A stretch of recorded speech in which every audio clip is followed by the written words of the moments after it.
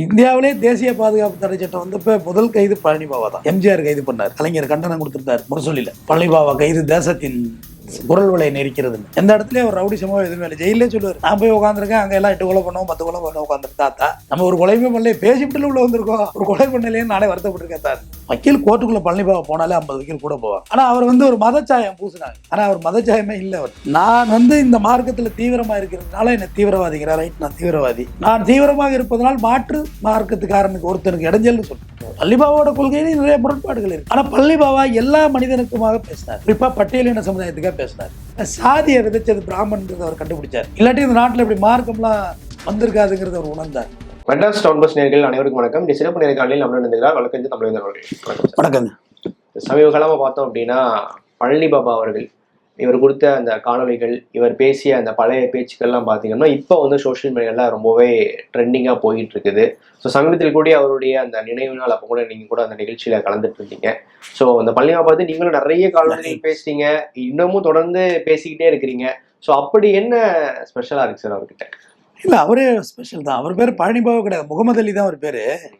அவருடைய ஸ்பெஷல் தான். எப்படின்னா ஒரு மனிதனும் வாழ்ந்தோம் வீழ்ந்தோம் என்றிருந்தாலும் சாக போகிறோம். அது உங்களுக்கு தெரியும், எனக்கும் தெரியும். கோடீஸ்வரனும் இங்கே தான் சாக போகிறான். தங்க பஸ்பம் தின்னவனும் மண்ணுக்குள்ளே, வெறும் கம்பங்களி தின்னவனும் மண்ணுக்குள்ளே. ரொம்ப எக்ஸாக்ட்லி வார்த்தை அதுதான். அப்போ நான் இந்த பேசுறது, கூலிங் கிளாஸ் அணியிறது, இது எல்லாமே அவருடைய இன்ஸ்பயர் தான். பழனி பாபாவை பற்றி பார்த்து போனால் ஆயக்குடி, பழனி ஆயக்குடி தானே சொந்த ஊர். பெரிய செல்வந்தார், பெரிய பணக்காரர். அப்பவே ஆயக்குடி வில்லேஜ் ஒரு ஜமீன் ஏலம் விட்டு போய் உங்க தாத்தா எடுக்கிறாரு. அவ்வளோ பெரிய பணக்காரர். அவரை கல்யாணம் பண்ணி அவங்க அம்மாவை கல்யாணம் கொடுக்குறது ஊட்டியில். அங்கே அவங்க அப்பா இறந்து போகிறாரு. அப்புறம் அங்கே கான்வென்ட்டில் படிக்கிறார். இங்கே வந்துடுறாங்க மாமா வீட்டோட. அது உங்களுக்கு தெரியும்.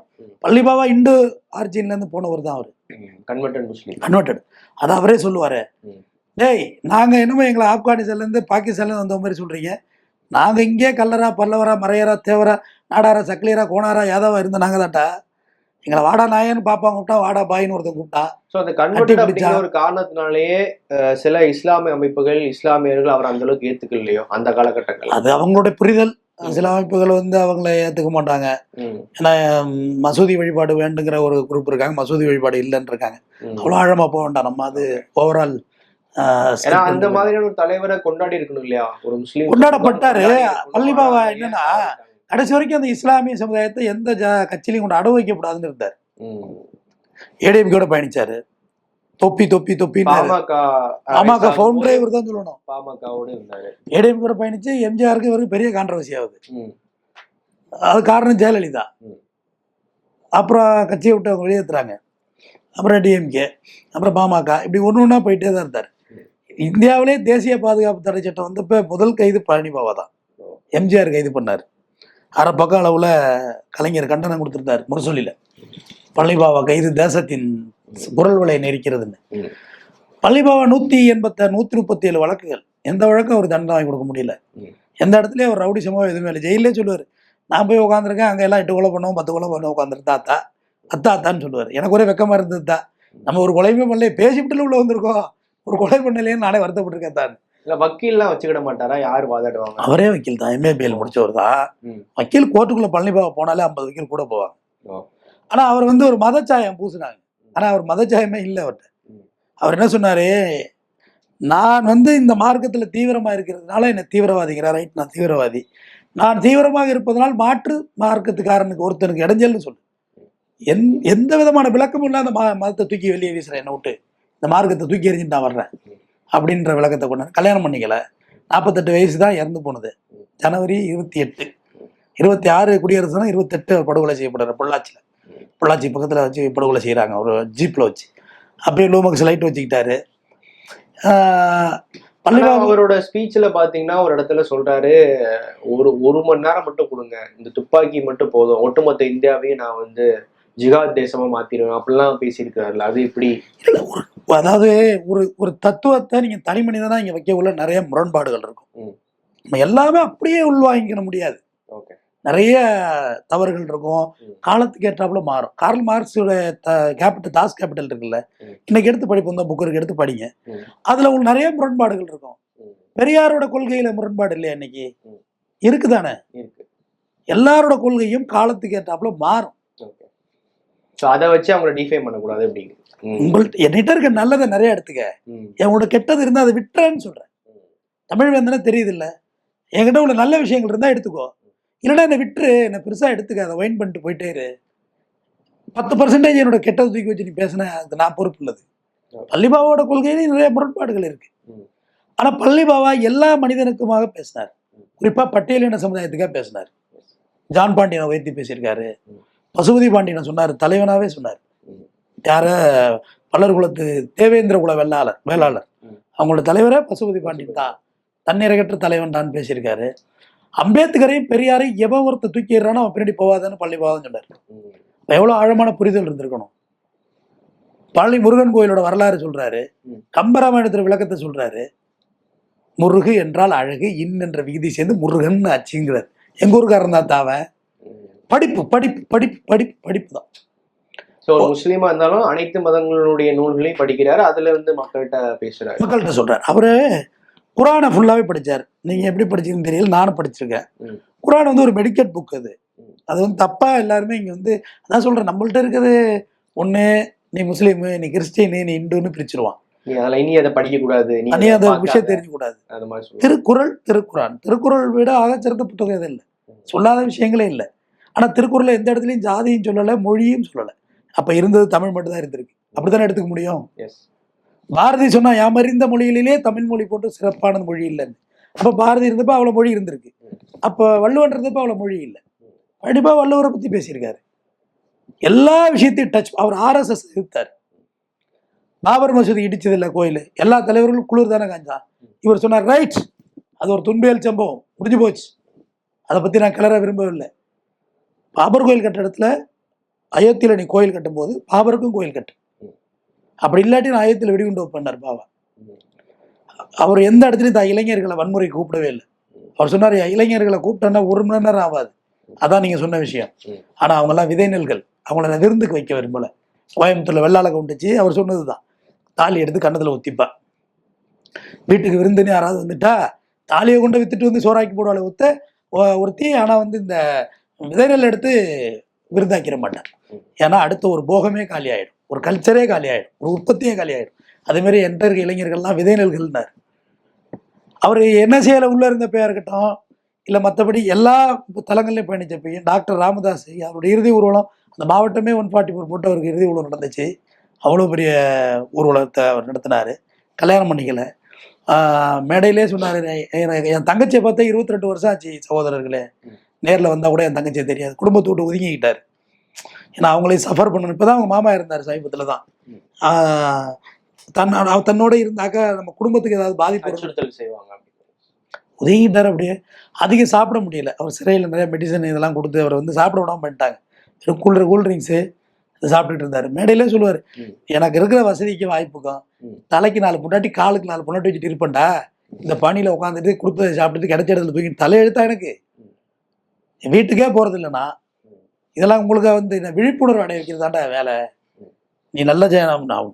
பள்ளிவாச போனா எனக்கு ஆச்சரியமா இருக்கு, நான் முஸ்லீமா அவன் முஸ்லீமான்னு கட்டி பிடிக்கிறான், முத்தம் கொடுத்துக்கிறான். நடிக்கிறீர்களே, ஏன் நடிக்கிறீங்க? ஏன்னா ஜமாத்துல வந்து ஒளிஞ்சிருந்து பாக்குறீங்க. பாவா ரொம்ப வன்முறையா பேசுறாதீங்க பாவா அப்படிங்கிறேன். ஏன்னா பயந்துக்கிட்டாடா மீட்டிங் நடத்துற. பழனி பாபா பிரேவ், வீர உரையாற்றுகிறார் அப்படிதான் நோட்டீஸ் எட்டுறேன். அப்படித்தான் மேடையில் பேசினாரு. என்றிருந்தால் நான் ஒரு காஃபீர் கையால் கொலை செய்யப்பட்டேன். காஃபீர்னா இஸ்லாம், அதான் அல்லாதவர் தமிழ்ல. இஸ்லாம் 4 விஷயம் தான் தடுக்குது நிறையாளரே. முதல் விஷயம் மது இருந்தக்கூடாது. 2வது விஷயம் மகர், வரதட்சணை, மகர்னா வரதட்சணை வாங்கக்கூடாது. 3வது விஷயம் வட்டிக்கு பணம் கொடுக்கக்கூடாது. 4வது விஷயம் பன்னிக்கறி சாப்பிடக்கூடாது. இது 4 விஷயம் தான் இஸ்லாத்தை தடுக்குது. 4 செயல்னாலே நீங்க இஸ்லாத்து தான். அவர் சொன்னாரு, மரணத்தை பத்தி நான் கவலைப்பட்டவன், நான் மரணத்தை நோக்கி பயணிச்சுட்டு இருக்கவன். எல்லாருமே மரணத்தை நோக்கி தான் பயணிச்சுட்டு இருக்கோம். என்று நம் தாயில வந்து சினை முட்டையில விந்து வந்து சினை முட்டையா கருவா மாறிச்சோ அன்னையிலேருந்து நம்மளோட பயணம் மரணம் தான். ஒரு ஹாப்பி பர்த்டே கொண்டாடக்கூடாது.